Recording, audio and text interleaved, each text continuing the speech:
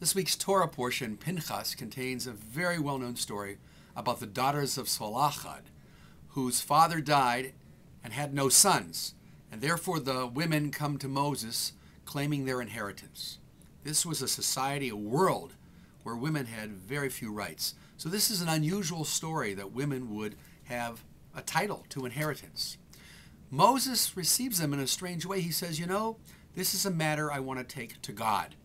Now, we could argue that Moses felt it was important enough, but the rabbis had another explanation. One group of rabbis, in fact, Rashi is one of the leading proponents of this view, said that actually God hid the answer from Moses as a punishment because when Moses set up the system of justice, he said to the judges, when a matter is too difficult, you bring it to me. I'm really the expert. And he was boasting. This Torah portion teaches us about humility and leadership.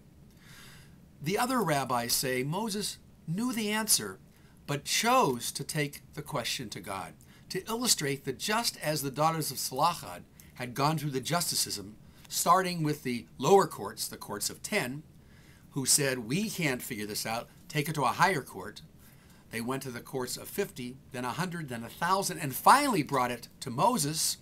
Moses learns from the people who were under him. He didn't want anyone to think that he was the ultimate authority. He wanted to illustrate this lesson in humility by taking it to a higher authority, as Hebrew National likes to say. And so Moses returns with a great answer. And the answer is this. God says the daughters of Salachad are right. They have the right to claim an inheritance. In a world where women had few rights, this was another attempt by our ancestors to level the playing field.